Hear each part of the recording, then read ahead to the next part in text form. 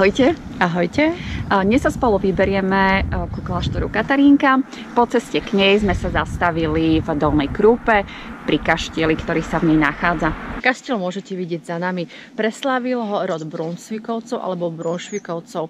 Prvý z rodu Brunsvikovcov, Michal, pôvodne zo zemianského rodu, sa stal majiteľom tohto krúpskeho panstva svadbou s Máriou Tereziou Vitalisovou. Je ich syn Anton, študoval právo v Trnave a na mieste, kde stal pôvodne starší objekt, nechal postaviť nový objekt, a to v barokovom slohu na základe konceptu cisárskeho architekta Johana Baptista, myslím, že Martinelliho. Alebo Marinelliho. Asi tak to bolo. V roku 1775 Antona povýšila samotná Mária Terézia do grófskeho stavu a niesol meno de Corompa z Krúpy. Počas života rodiny Brunsvikovcov bol kaštiel niekoľkokrát prestavaný, upravovaný do rôznych štýlov stavebných a boli k nemu dobudované ďalšie objekty, ako napríklad oranžéria, domček pre záhradníka a množstvo altánok a takých iných ďalších objektov, ktoré už teraz asi neuvidíme. Áno. Tento kaštiel je krásnym príkladom klasicistickej vidieckej architektúry na Slovensku. Rod Brunsvikovcov kaštiel preslavil aj za hranicami monarchie. Mali tu nádhernú zbierku obrazov, krásnu knižnicu a nádherný park. V hudobnom dome, ktorý tu bol postavený, sa konali koncerty, ktorých sa tu účastňovala okolitá šlachta alebo okolité panstvo. A na podne jednej dámy tu dokonca prišiel komponovať aj Ludwig van Beethoven. Traduje sa, že práve tu na tomto mieste Ludwig van Beethoven skomponoval svoju najznámejšiu sonátu Mesačného svitu. Áno, a dokonca tu majú aj námestie Ludvíka van Beethovena. Dokonca. Ďalší majiteľa kaštiela, rod Chotekovcov, preslavili kaštiel v 19. storočí, a to konkrétne Mária Terezia Choteková, nazývaná tiež Ružová grófka. A to pretože bola milovničkou týchto rastlín, vlastnila viac ako 6 000 koreňov a vlastnila aj krásnu zbierku severokrajných ruží. Poslední majitelia kaštiela, Pavičiniovci, ho opustili v roku 1945. V tom istom roku ho ľudia, ktorí ustupovali z frontu, kompletne vyrabovali. V roku 1946 sa stal miestom, kde sa liečili chorí na tuberkulózu a neskôr z neho urobili ústav pre duševne chorých. Až v roku 2003 ho začalo spravovať Slovenské národné múzeum, konkrétne Hudobné múzeum. Konajú sa tu semináre, koncerty, svadby. V kaštieli sa nachádza aj ubytovanie pre 40 hostí. Podľa našich informácií je ale kaštiel v rekonštrukcii a do roku 2020 do leta ho budú rekonštruovať a bude teda pravdepodobne neprístupný.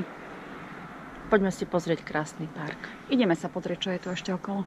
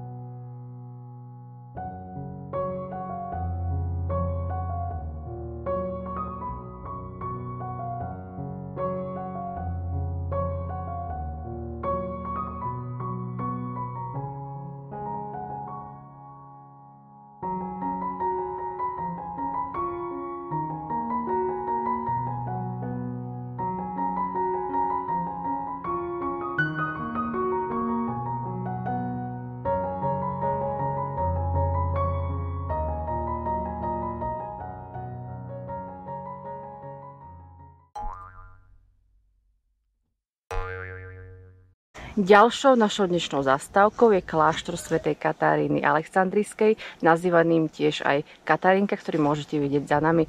Kláštor sa nachádza asi 20 km od Trnavy, medzi obcami Naháč a Dechtice, v krásnom prostredí Malých Karpát, asi 90 minút jazdy autom od Bratislavy. V roku 1617 sa tu zjavila svätá Katarína mladencovi z obce, ktorý tu oral, volal sa Jan Manco. V roku 1618 sa objavila opäť, žil tu pustovník v jaskyni, ktorý bol z grovského rodu, volal sa Jan Apony. Jan Apony. Jeho rodičia s jeho pustovníckým životom nesúhlasili a preto ho odtiaľto násilím odvliekli. Na druhý deň po odvlečení umrel. V roku 1618 teda boli položené aj základy tohto františkánskeho kláštora, ktorý staval taliansky architekt Pietro Stazzo. Jednalo sa o starobarokový či novobarokový? Nie, bol postavený v rannobarokovom slohu s neskoro gotickými prvkami. Tak je to správne. Áno, takže takto to bolo. Počas storočí kláštor veľakrát napadli turecké a cisárske vojska, ktoré ho spustošili a zničili. Kláštor bol ale vždy opravený a zrekonštruovaný.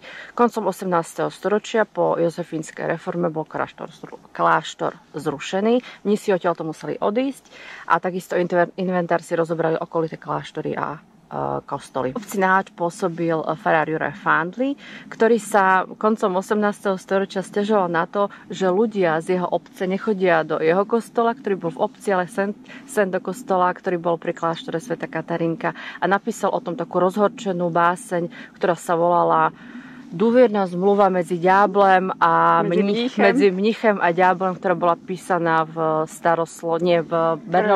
prvej bernolákovskej slovenčine. Áno. Ku Katarínke sa dá dostať po viacerých trasách. Tá najkratšia vedie priamo z obce Naháč.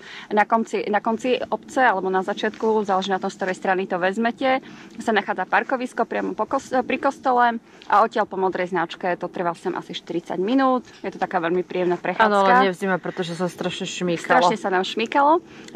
Ďalšia trasa vedie z obce Dechtice. Táto trasa je po žltej turistickej značke, trvá asi 1:20.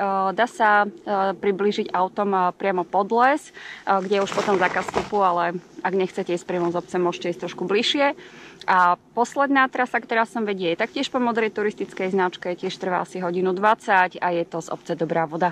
Nedaleko kláštora Katarínka sa nachádza múzeum úzkorozchodnej malokarpatskej železničky, ktorá pôvodne viedla medzi obcami Dobrá voda a Smolenice. Môžete tam vidieť, ako to v minulosti vyzeralo, a táto pôvodná trasa má byť aj obnovená. Dúfajme, že bude, lebo musela byť veľmi príjemná a pekná. Keďže sme nedaleko Trnavy, ubytovanie budeme hľadať priamo tam. My odporúčame hotel San Michal a keď budete veľmi, veľmi hladní, tak určite sa choďte nájsť do reštaurácie House. Áno, veľmi príjemne a dobre tam varia. Takže budeme radi, ak nás budete ďalej sledovať, lajkovať, milovať. Ideme sa pozrieť na Katarínku. A vy poďte s nami.